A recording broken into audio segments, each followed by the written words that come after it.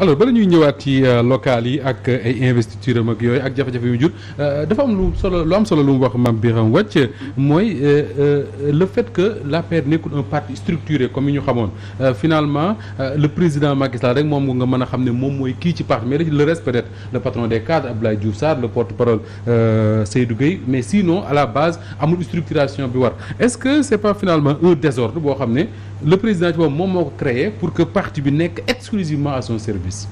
waaw loolu am na ci. mais tamit li nga xamante ne ni mën na ko expliquer. de mon point de vue mooy que APR nekkul parti bu yàgg. yàggul waaw 2009 yàggul. tout à fait. léegi boo demee ba di ko structurer ci lan nga koy teg pour wax ay responsable ne yéen a jiite fii wala yéen ay jiite fële. amul ci benn base boo xamante ni mën nañ ko fa teg léegi le président il l'a tenté à travers des élections locales mooy yu 2014 yi. maa ngi rappeler ne responsable yu bëri par rapport à des régions et des communes daf leen a jiital pour véritablement structurer en même temps son parti. Ziguinchor Benoît Sambou, à Dakar ici Mimi Touré, à Diourbel Dame Diop, Mansour Faye à Saint-Louis, etc. etc. bu mu ko tenté ça n'a pas marché parce que dans beaucoup de localités dañ leen a dóor. c'est le cas à Ziguinchor c'était le cas à Diourbel c'était le cas à Dakar. donc structuration bi mooy foofu ce qui fait que tey jii nii comme nu mu ko waxee. pëccëxoo la kenn day autoproclamé wu ne moom mooy coordonnateur départemental. du yàgg dara keneen ñoo contesté. parce que ce qui est intéressant ci li muy wax mooy suñu nommé Pape Mokhtar mu nekk DG wala ministre dara rek il devient automatiquement le patron du parti parce que comme moo yor xaalis bi tout le monde vient. tout à fait wax nga wax ji. parce que man dama gis benn ministre ci élection locale yooyu ma lay wax sax 2014. nekkuloon ministre sax directeur la woon mais pratiquement chaque jour këram ngénte la woon nag la ñu rey wala ñaari xar. mu koy continuer di ko continuer ba élection locale yi ñëw bu ñu ko dóoree mais le lendemain kenn nekkatul këram parce que yëkkati nañ ko ci poste boobu. léegi bu ñu ko nommé waatee ministre. les gens reviennent donc mu teg loxo foofu jàpp ne véritablement puisque nommé nañ ko ministre. c'est comme si quelque part dañ ne ko yaa jiite gox boobu noonu. alors Pape Mokhtar ça me rappelle des propos de Macky Sall je crois que 2019 ou 2020 je sais plus bi ko ci journaliste bii di Aliou Diarra interpellé ne ko sa parti amul structure amul dara désordre la daf ne ko respecter suñu parti est-ce que quelque part du le président Macky Sall moo comprendre que ni comme Wade avec le PDS en son temps renouveler ay instances ak installer ay structures c'est pas le plus important mooy avoir des militants yoo xam ne exclusivement ci njariñam la ñuy nekk su ci pare ci def leneen. waaw mais dama jàpp aussi que ni dafa doon moytu piège li nga xamante ne mooy président en exercice yi. parce que bu ñuy seetlu. Abdoulaye Wade ba mu créé PDS dañu créé dissidence ci biir PDS boobu. ba bëggoon ko tas malheureusement mujjul antu ci ku ko doon jéem. donc Macky Sall bu créé woon structure wala bu structuré woon parti bi.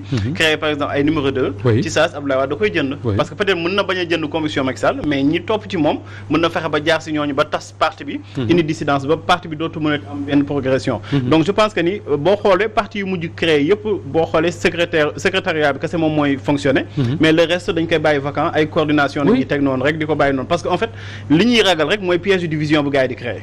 képp ku fi teg parti boo moytuwul ñu dem ci biir parti bi yóbbu fa ay nit ñoo xamante ni ëllëg ñoom ñooy créer division bi ñoom ñooy commencer xëy suba di naan non ñoom moom parti bi te bu ñuy def assemblée générale état bi da leen di financer gis nañ ko ci ay parti yu mag yoo xamante ni Abdoulaye Wade moo ko tas ba mu faloo ñëw créer ni way AJ/PADS ak yeneen yoo xamante ni assemblée générale bi sax Abdoulaye Wade moo la yónnee ay nit jox la xaalis jox la moyen ba léegi yow après da ngay revendiquer paternité parti bi donc yaakaar naa ni côté boobu la ko defee mais malheureusement loolu aussi dafay wane quelque part li nga xamante ne mooy suñu homme politique yi seen maturité parce que yaakaar naa ne bu ñu amoon certaine maturité dañuy fàtte ay jeux de division ak fàtte yooyu yëpp jéem a xool nañu fexee ba saafara jafe-jafe askan mais malheureusement ñoom seen ay mbir mooy ay calcul la ñuy denk bu ñuy nekkee ci pouvoir bi dañuy calculer nañuy toogee bu ñu nekkee ci kujje gi calculer na nañuy fexee ba falu alors est-ce que quelque part Mame Birame bala may ñëwaat ci la ñaan est-ce que quelque part suñu parti à commencer par le parti au pouvoir nekkuñu dans une violation permanente de la loi parti yoo xam ne du ñu dem congrès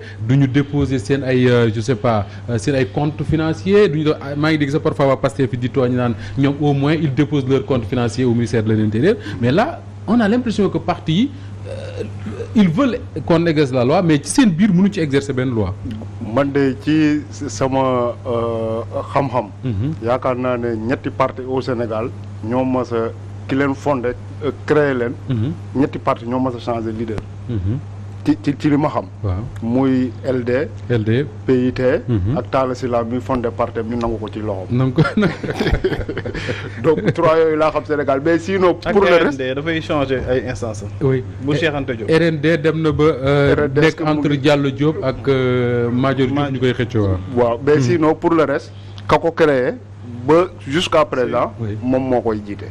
a commencé par le PDS de maître Abdoulaye Wade 74 ba jusqu'à présent. moom moo ko jiite AFP depuis sa création. ba léegi Moustapha Niasse moo ko jiite. non parti politique yi moom mën nañ leen assimiler à des daïra yi sax xëy na. fu ñu tanee mooy sëñ bi quelque part ñiy ñëw dinañ ko jox ay addiyaak yooyu. mais dans le parti politique excusez-moi. nu mu tuddati le leader ki nga xamante ni moo ko créé. c'est lui mooy siège ba sax moom moo koy moom. maanaam ci turam lay nekk. mais la conséquence mooy li ñaan wax sànq c'est-à-dire que ñu jëm ci benn compétition électorale boo xam ne tey parti bu ñu structuré woon j'imagine que tànn tête de liste serait très facile pour ñoom. mais kenn mënul tànn tête de liste fenn pourquoi parce que dafa jaxasoo. tout à fait mais xam nga loolu quelque part le fait que leader bi nga xamante ni moom mooy nekk ci kaw di def les dépenses et tout ça loolu mooy tax surtout à l'intérieur du parti bu nekkee am na mécontentement nga xam ne yeneen dëkk dañ koy tuddee un courant qui vit dans le parti mais gars yi dañuy préférer quitter parti boobu parce que xam nañ ne borom parti ba très bien ak texte yu mu bind ak yëpp daf koy arranger de sorte que contestation mënu fa am yow boo jéemee nu mu tuddee indi problème tu préfères boo gisee ne parti bi nu muy doxee neexu la tu préfères quitter plutôt que ngay xeex si biir mais autre chose xam nga un parti boo xamante ni c'est bien structuré pour nga mën ko démanteler c'est tout à fait difficile mais xoolal par exemple le parti socialiste bi nga xamante ni man de mon point de vue depuis 2012 Macky Sall est dans un processus de démantèlement de ce parti là mais jusqu'à présent réussir gu ko parce que c'est un parti boo xamante ni c'était bien ancré émaillé ci territoire national bi fépp fu mu sori foo dem fekk fa coordination ak section tout à fait parce que mun nga bu nekkee parti yi comme ay AJ/PADS ak yooyu nga xamante ni boo coupé bopp bi rek c'est terminé le corps dootul amati représentativité mais le parti socialiste mun nga coupé bopp bi mais da ngay gis ne c'est un peu comme le PDS tu peux mën nga couper la tête mais tu auras forcément des responsables PDS quelque part bu naan voilà buy wuyu parce que aussi quelque part dañuy gérer le pouvoir mën nga parti yooyu ñaari parti yooyu lu leen boole mooy dañu gérer le pouvoir ça aussi dañu gérer le pouvoir mais yeneen parti yi ku si juddu def loolu gars yi dañ koy tas gis nga li Mame Birame wax en fait dañ siy fàtte di ci def attention parti yi gars yi bu ñu nekkee si ku jéggi doo ci dégg benn responsable ci nangu def dépense dépense yi dañuy bàyyi leader bi di ko def tant que faluñu nag duñu commencé di revendiquer ay mbir di naan démocratie yu kenn xamul et malheureusement li nga ko waxee noonu mooy am oto yeeg yëpp carte grise surtout ki nga xamante ne mooy leader parti bi doo dégg benn mbir boo xamante ne day jug moo tax Pastef li ñuy def mu nekk innovation par rapport ak li nga xamante ne dañ ko yàgg c'est le mérite quand même des gens de Pastef leur dépense les militants ñoo ko jël en charge nee nañ Ousmane Sonko moomu ko on verra alors leneen li am solo également te nga wax ko sax mooy lan la liste yooyu nga xam ne département bi nga nekk wax nga sànq ne boo jëlee fukki liste daanaka juróom-ñetti waa APR dong la wala waa Benno dong la lan moo nar a nekk conséquence bi ci élection 2022 yi bon est-ce que amul risque pour ngeen perte non on ne va pas perdre les élections xamul tax parce que ñi nga xam ne ñoo jiitee nga xam ne c'est véritablement ñoom ñooy leaders yi au niveau des communes on est parti pour que eux ñoom ñoo nar a gagner mais ñeneen ñi ils sont partis juste pour exister politiquement. parce que donc ñi Macky Sall tànn ñoo nar a gagné. ñu daan ñoom ñooy gagné à 90%. d'accord ñeneen ñi veulent exister comme yéen ñi wut seen liste boobu vous voulez juste exister. en fait xam nga en 2014. oui lu indi sama liste man personnellement. en 2014 il y avait des élections non municipales. bu ñu demee élection municipale il fallait que ñu créer benn.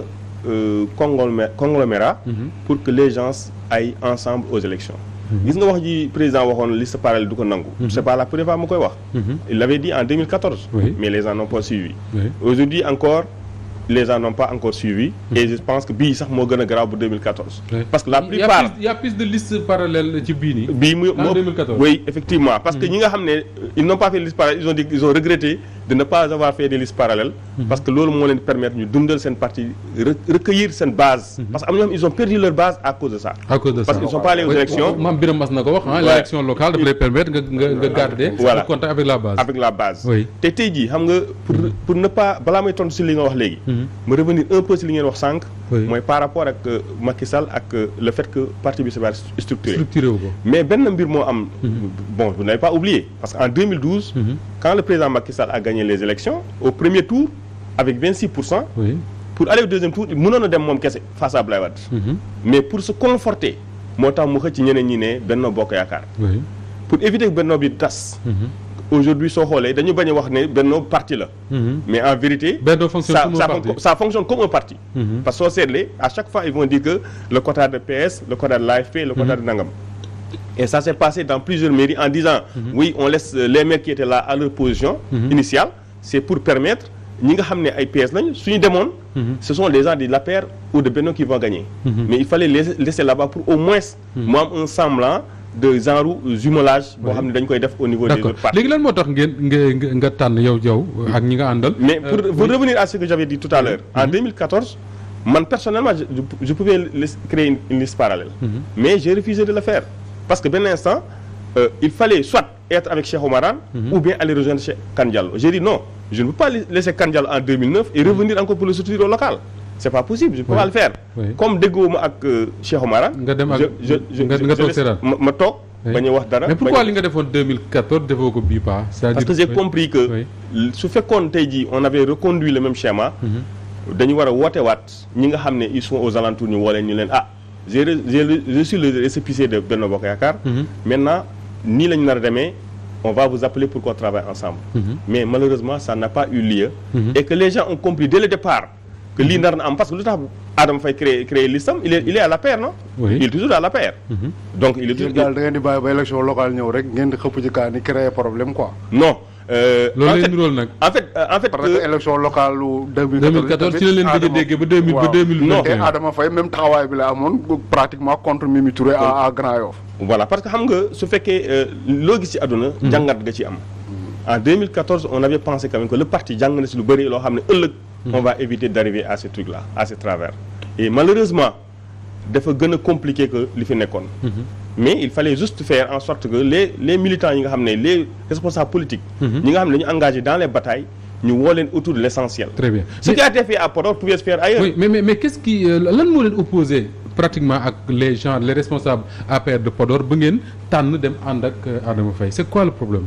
le problème c'est que étant donné que tu vas aller aux élections et que tu ne peux pas partir avec ki nga xam ne jox nañ ko liste bi il faut nga xool koo xam ne jege na la parce que Adama Faye moi je l'ai connu personnellement en 2012 te daanaka président Macky moo tax ma xam ko parce que en 2012 ñun ñëpp dañ dem ci àll bi Adama Faye moo desoon à Dakar c'est lui qui donnait les t-shirts qui donnait tout ce qui va avec c'est en ce moment moi je l'ai connu c'est mooy permanence et là de temps en temps il allait même dans les régions et revenir man ñoom ñoo tax ma xam kii su ma xoolee liste yi fi nekk xool récépissé yëpp ma dem ci Adama Faye moo ma gënal ma dem ci keneen d'accord donc mais amu leen problème ak Cheikh Oumar Anne ou ñi jiite foofu non c'est bien sûr parce que dans le département de Podor tey jii vous allez vous rendre compte que dans les jours à venir vous allez comprendre que déchirure bu amoon Podor ba léegi am na ci parce que am na foo xam ne le parti day wax ne teg naa diw Abdoulaye Daouda Diallo ñëw teg nitam oui c'est le cas de Fanay c'est le cas de yoo xam ne APR dañ ne diw la ñuy teg Abdoulaye Daouda Diallo oui à Fanay on a dit que le parti a pris Aliou Gaye